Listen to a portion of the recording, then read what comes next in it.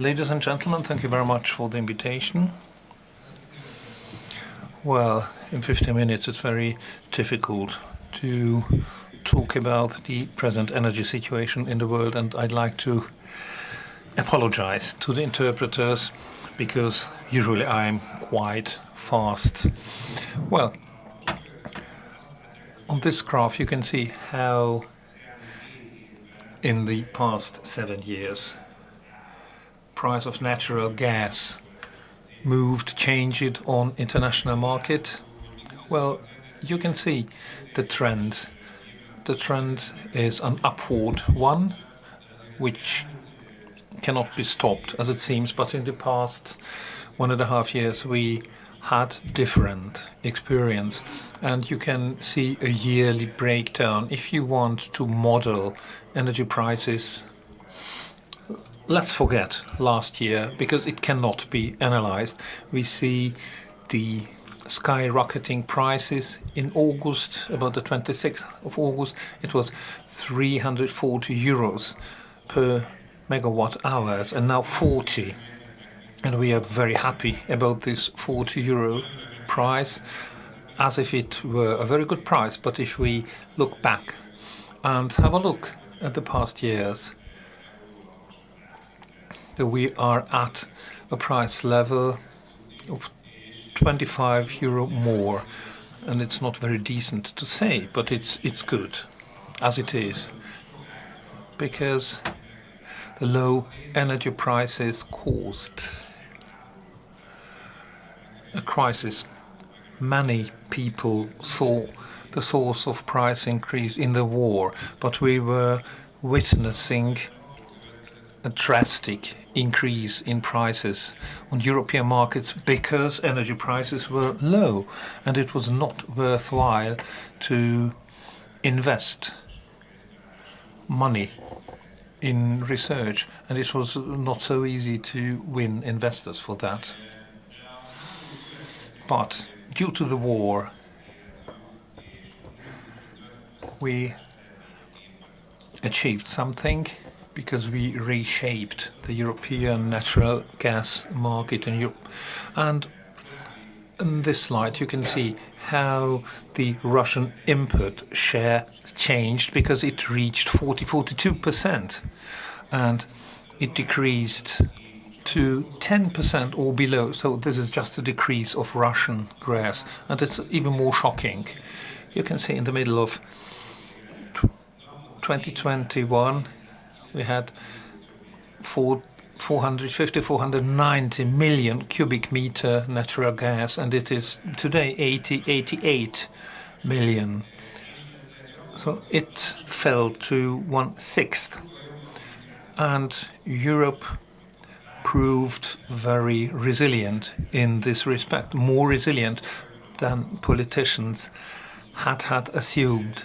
So Europe adopted very quickly to this changing situation, and Russians have no blackmailing potential towards Europe. And many people thought that it would be more difficult. Myself, I thought that it would be more difficult to get rid of Russian gas. And prices were very low. In October, it's unusually low. So we see the last time from the end of October, it has been decreasing. As State Secretary has put it, we had a very mild winter and we didn't have to heat.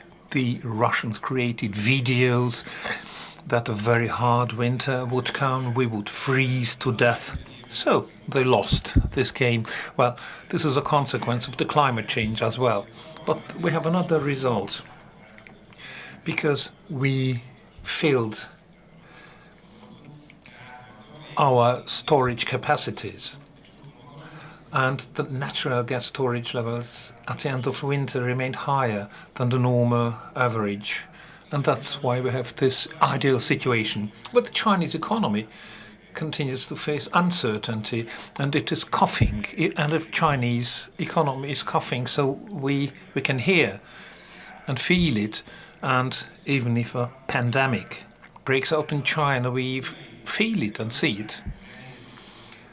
Well, Chinese economy influences energy prices because China or other Asian states are huge energy consumers, and if their economy is at its best, like after the COVID pandemic, China can really influence energy consumption globally. And there has been a significant and sustained decline in European natural gas consumption. 20%, well, it's not a huge amount, but in the case of industrial consumers, there was a more drastic decline in gas consumption. And due to a stop in metallurgy or fertilizers industry, and these branches or construction industry suffered from this decline because they use a lot of natural gas. Well, and I don't like this kind of saving money, that we decrease our consumption and make lower temperatures, but this cannot be our objective, to have children in classrooms with 18 degrees centigrade. So we must use energy more efficiently, but we should not hurt our comfort. Here you can see how natural gas consumption has changed in Europe, and on the right side you see, well, in 2021, 2022, you see the pink and the crimson lines, how import changed in 2023, and there is a significant decline. And besides austerity measures, well, what we could witness in Hungary, so that rooms were not heated or not heated sufficiently, but in Western Europe, many consumers shifted from gas heating to other kinds of heating. First of all, renewable sources of heating. And now we have LNG. And in the middle of the years 2000, it revolutionized natural gas market, because we can reach gas not only with pipelines, and LNG can reach the European coasts on other ways, on ships and so on. And Europe started to build LNG terminals. And Germany did not have LNG terminals in 2020, and Germans built the 4th LNG terminal, and 2 were handed over last December. And LNG was able to replace Russian pipeline gas Europe had been depending on. And there is another error in thinking that LNG is cheaper than natural gas, but in terms of the consumer, it is not true. Because it's methane in both cases, and consumer will not pay more for a tomato because it comes from far away. Consumer looks at the quality, and if the quality is the same, so they have the same price. And you see the TTF prices, so this is pipeline gas price. And if we compare natural gas prices with LNG prices, so pipeline gas can be even more expensive than LNG. And another interesting point, and you see it on the right side, where LNG comes from to Europe, well, the US was the real winner of this period. Well, we had 42% Russian gas, and now we have 42 LNG from America. So it's worthwhile having a look at it, that we have the sources. We can replace one source with another.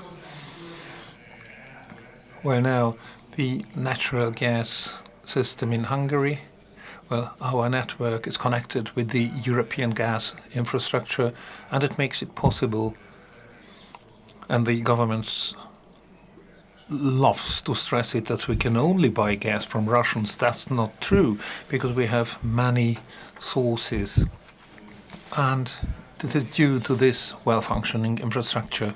Another interesting point is, if we have a look at the present, we have more transit in the Hungarian natural gas network towards Ukraine, and we see on the right-hand side how the amount of European gas has changed, and there are huge potentials in gas storage in Ukraine, so a lot of natural gas is transferred to Ukraine. Well, in terms of the Hungarian gas storage, so this is the diamond of the crown in Hungary. So we have two kinds of gas storage. The yellow part, so this is the strategic gas storage, and the other is commercial gas storage. And it was quite new in 2022, because we started from a lower level than we had been used to. And here you see natural gas storage in Hungary. Well, the beginning of this year was more favorable, and gas storage filling is up to 95%, and the European gas storage is more or less at the same level. Well, if next winter is coming, so it's not up to gas storage. Well, electric energy.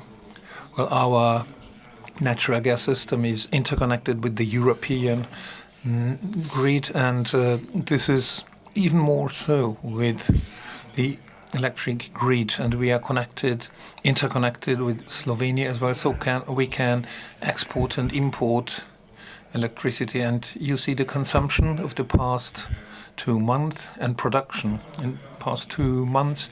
Well, you can identify how it changed compared to 1 year ago. Well, you can see the solar energy production, and you see the solar output in Hungarian consumption. But you can see that the dominant part is delivered from Paks, the nuclear power plant, or the gas power plants.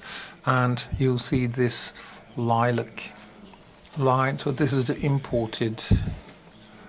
And we have 30% of imported electricity. And now, according to the government strategy, they want to reach 20%. Well, if you compare this with the industrialization going on, and it will consume a lot of electric energy, it will be a difficult issue to do.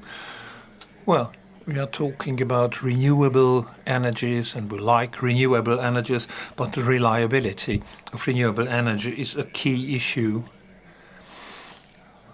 You see electric energy consumption, and yellow is renewable energies, so the dominant part is nuclear or imported. Well, the significance of renewables has increased, but reliability is not given, still not given. But compared with the output, and this is the line above, well, how solar or wind plants were at our disposal. And in the case of solar energy, it's 13-14%. With wind energy, it's 20-25%. So stability and reliability are not given at this moment. Well, it means that we should deal with it. How we can store electric energy long term. I think global storage capacities should be increased, but it's a task of regional or local municipalities, because they can join their forces and build storage capacities. If we want to create something huge, so it is quite expensive. Well, in the case of Hungary, what is very important, and it should be stressed, geothermic energy, how we use, or biomass, how we use these sources. In 2011, in the energy strategy, it was said that Hungary would create 9 petajoule from geothermic energy and biomass, and now it is in the strategy 8.4%, which is the objective of the strategy. But I think that we misuse our possibilities in terms of geothermy, and we don't let it to be renewed. And it can be balneology or agriculture, and this cannot be fed back. We take water out of the source and we do not replace it, and this is harmful in terms of the future. And the same is true for biomass plants, and we should use the more popular part. And foresters signalized that they have masses of dendro mass, and they could provide this biomass power plants with wood. And the local government signalized that they have a huge potential in this respect. But now let's go to nuclear power plants. So this is always a very critical issue. In the case of Hungary, the acceptance of power plants was quite high.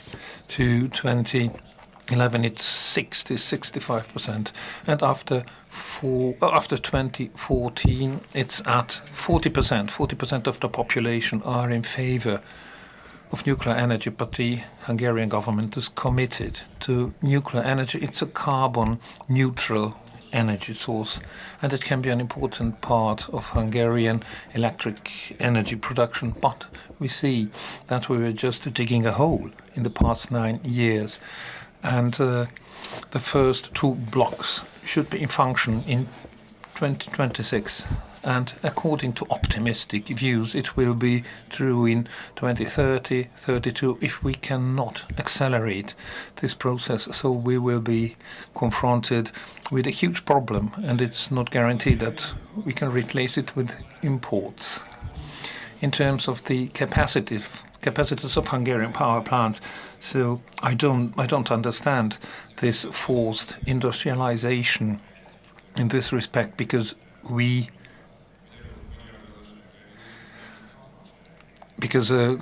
the Hungarian strategy, this new industry requires a lot of energy, and the battery factories, first of all, and they need huge amounts of energy, and I don't know if we will have the possibility to satisfy their needs. Well, we are talking about electricity grids or energy provision systems that we should design them very diligently. Well, I think economic development orientation should follow this. Well, strategy is not about inventing and reacting to things, but we should identify our final goal. And I have 2 quotations here.